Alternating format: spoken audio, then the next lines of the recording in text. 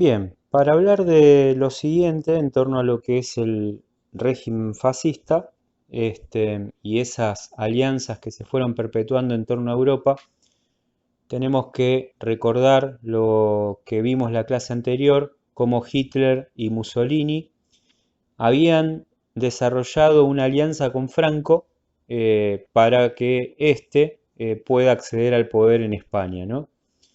Una alianza un tanto particular porque Mussolini es quien va a mediar para que Hitler reconozca a Francisco Franco y le dé una mano con su golpe de Estado en España, ¿no? Y el desarrollo de la Guerra Civil Española.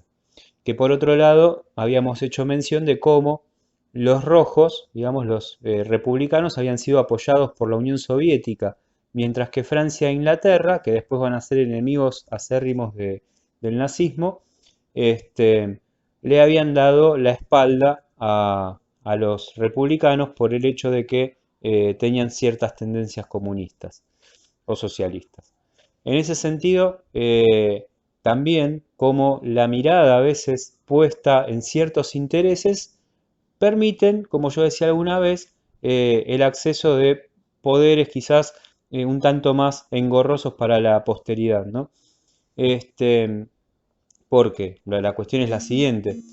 Si, si Francia e Inglaterra hubieran hecho caso de lo que se estaba viendo en el devenir de Europa, en lugar de privilegiar sus intereses anticomunistas, quizás la situación hubiera cobrado otra dimensión e importancia. Bueno, así las cosas, es como se empieza a desarrollar en Europa un movimiento fascista que los conservadores entienden que puede servirles a sus intereses porque, digamos, ya nacen como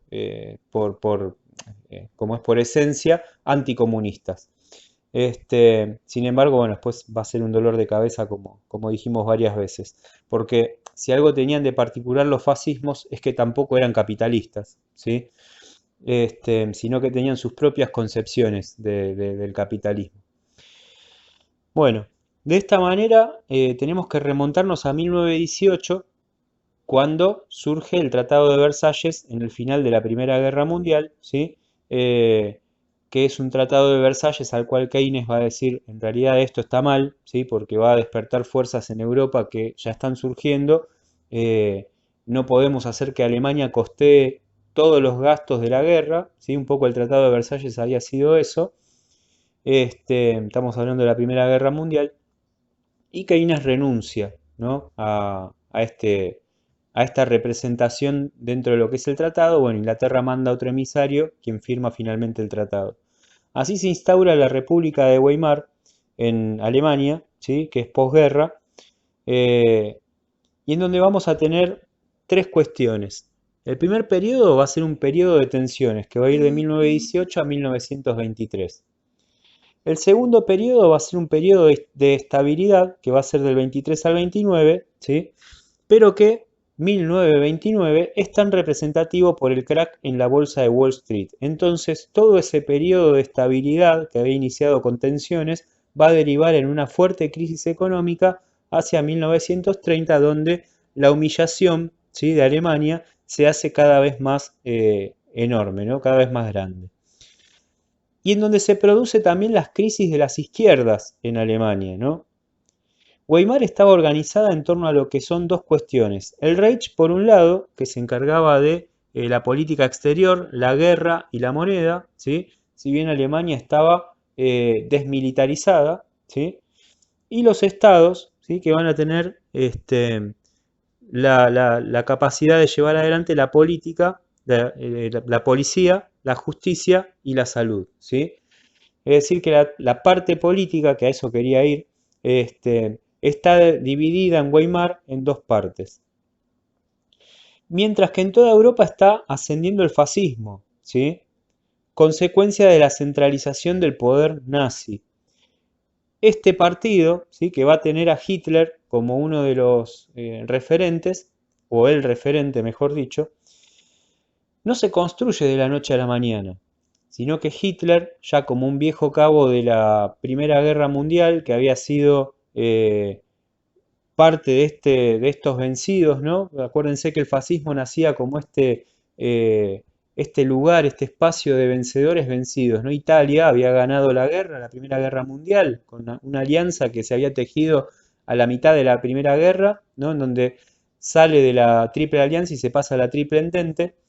Sin embargo, haber ganado la Primera Guerra Mundial no le aseguró un futuro promisorio. Entonces surgen un grupo de soldados bastante enojados con la situación, entre los que está Mussolini, un tipo con mucho carisma y con mucha convicción de lo que quería y lleva adelante justamente este movimiento que después vamos a conocer como los camisas negras, impone el poder, etcétera, ¿no? Bueno, Hitler toma un poco esa premisa y de algún modo particular también intenta tomar el poder en Alemania por medio de un golpe de Estado que va a ser, en principio, desarmado. Entonces, Hitler va a terminar preso y allí es donde escribe un libro muy paradigmático para la historia, ¿no? Porque es ahí donde sienta las bases de su pensamiento, que es Mein Kampf, que en realidad es mi lucha, traducido, ¿no? Es la lucha de Hitler, entendida por él a lo largo de los años para este, poder explicar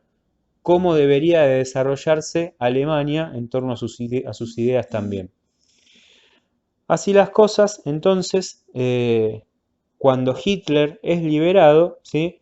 Desarrolla una serie de engranajes y mecanismos para los cuales después va a lograr enmarcarse en el poder, ¿sí? Entonces, podríamos decir, ¿sí?, que el ascenso fascista en Europa, y sobre todo la preeminencia de la figura de Hitler, es producto del Tratado de Versalles y de la República de Weimar, fracasada por también, o mejor dicho, acelerado su fracaso por el crack de la bolsa de Wall Street, y cómo los engranajes de un mundo pensado para que Alemania termine pagando una guerra, ¿no?, termina consolidando la figura de cuestiones muy negativas para la historia, de las cuales no podemos descontextualizar, sino que las tenemos que tener presentes como factores, ¿no? Entonces así Hitler, soldado de la Primera Guerra Mundial, ¿sí?, con ese concepto de recuperación de Alemania y con una fuerte concentración de cargos en torno a su figura, ¿sí?, va a lograr después erigirse como el líder absoluto de toda Alemania. Cuando hablamos del concepto de recuperación, tenemos que decir que lo que plantea Hitler en esos discursos teatralizados, en esos discursos con tanto carisma, ¿no?, porque es una persona con carisma para orar, ¿no?, para hablar al público, ese concepto de recuperación, Hitler va a decir, bueno, yo voy a recuperar Alemania en 4 años. El desempleo, la crisis, todo va a ser olvidado, ¿sí? Y en 4 años vamos a tener una Alemania de pie. Hay cuestiones con las que Hitler logra cumplir, por ejemplo, reducir el índice de desempleo, ¿sí? Ahí hay algo que tenemos que particularizar un poquito que tiene que ver con algunas medidas keynesianas que va a tomar Hitler. Lo cierto es que reduce el desempleo en Alemania. Alemania de alguna manera parece recomponerse económicamente, ¿sí? Y Hitler se va consolidando en torno al poder hegemónico, ¿no?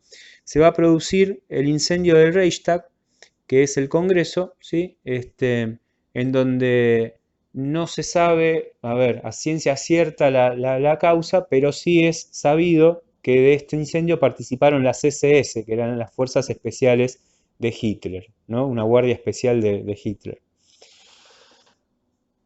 Entonces, en torno al partido nazi, que en 1933 va a obtener el 43% de los votos, ¿sí?, es donde ahí Hitler comienza a tomar el poder y se va a volver plenipotenciario. Así se inicia entonces el Tercer Reich en torno a la Alemania de los nazis. Se mantienen, sin embargo, ciertos pilares, ¿no?, con elección directa y el voto femenino, ¿sí? Entonces la participación de los minoritarios. Eso en torno a lo que había sido ya la República de Weimar, ¿sí? Ahora con Hitler las cosas un poco van a cambiar porque estamos hablando de un poder más que nada totalitario, ¿no? Entonces, en torno a ese totalitarismo es donde viene a surgir todo lo que Hitler había construido, ¿sí? Para poder obtener así un beneficio particular, un beneficio propio que tiene que ver justamente con la adhesión de las masas, la adhesión del pueblo alemán a su figura, ¿no? Entonces, de esa manera, poder instaurar una serie de medidas, ¿sí? O de llevar a Alemania a una guerra sin que surja una mayor oposición. Acá en la Argentina tuvimos varios estandartes nazis, ¿sí? Bueno, después lo vamos a charlar, pero quiero hacer mención de uno en particular, que son los dueños del Hotel Edén, en La Falda, Córdoba. Bien saben que escribí algún libro sobre eso. Y bueno, una de las cosas que me decían los hijos de los Eichhorn, que son los herederos, bueno, hoy el Hotel Edén es parte de una empresa privada, ¿no? Pero no participan ellos, pero lo que me decían en torno a la figura de sus padres, que habían sido amigos de Hitler en aquellos tiempos, es que también habían sido convencidos como toda Alemania, ¿no? Quizás un justificativo, quizás no. La República adoptó un régimen federal muy laxo. Por una parte, el Reich, a cargo de los asuntos exteriores, el ejército, las comunicaciones y la moneda. ¿Sí? Esto es lo que les decía antes. En la Alemania de la República de Weimar se distinguen tres períodos que son los que les relataba hace un ratito, ¿sí? Esto a modo de justificativo de lo que les estaba diciendo hace un ratito respecto de la línea de tiempo. Ya con la toma del poder de Hitler y el inicio de lo que va a ser el Tercer Reich, el gobierno nazi, ¿sí? Impone, como decía, un régimen totalitario.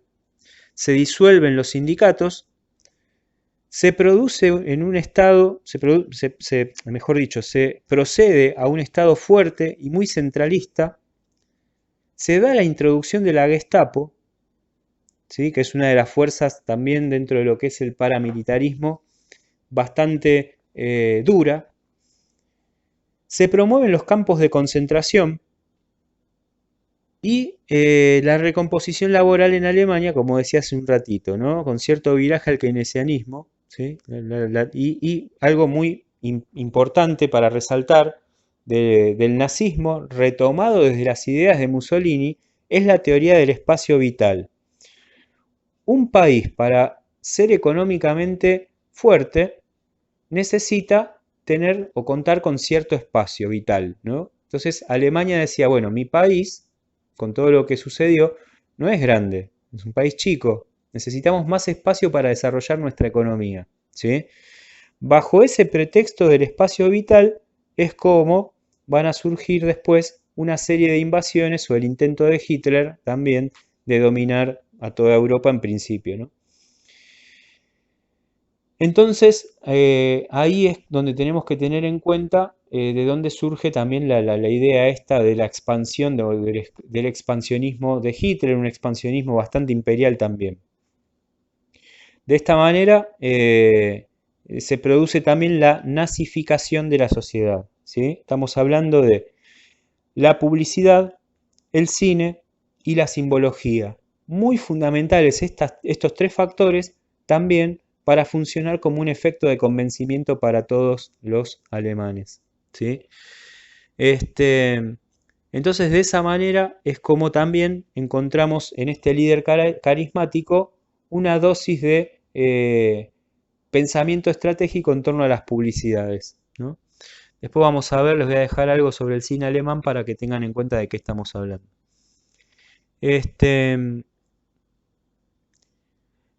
Así se va a dar el enfrentamiento, ¿sí? También ideológico entre Inglaterra, ¿no? Y después Alemania, ¿sí? Va a haber un ultimátum inglés a Alemania por el avance sobre Polonia, es decir, los ingleses que en principio no habían desconocido a la figura de Hitler, ahora estaban preocupados por el avance alemán hacia las fronteras polacas, ¿no? Entonces así Francia y alguna que otra nación más se unen a los ingleses, ¿sí? Para intentar detener esta posibilidad expansionista de los alemanes que habían sido desmilitarizados en principio, pero Hitler en algún momento va a decir, hasta acá, ¿sí? ¿Por qué los demás pueden armarse y nosotros no? Entonces, ahí surge una cuestión armamentística de parte del nazismo que el resto de las potencias no pueden frenar porque el nazismo, Alemania, se va incluso de la sociedad de la sociedad de naciones, ¿sí? Entonces, de esa manera, ese patear el tablero por parte del nazismo hace que ya los alemanes, los ingleses, perdón, y los franceses empiecen a mirar esto ya con otra responsabilidad, ¿sí? Este, así las cosas entonces, en las causas del expansionismo tenemos que tener en cuenta algunas cuestiones. La situación del Japón, ¿sí? El fracaso de lo que había sido la Sociedad de Naciones entonces, porque no pudieron contener al mundo de posguerra, y lo que va a ser en lo posterior el estallido de los aliados contra el eje, ¿sí? Donde Estados Unidos todavía ni participa, es decir, está viendo todo de una manera bastante neutral, ¿no? Y Hitler con una tendencia muy fuerte al racismo, ¿no? Y al comunismo, por supuesto. Entonces, liquidar al comunismo era una de sus, era uno de sus, era uno de sus parámetros, pero también el racismo era otro de sus parámetros, ¿sí?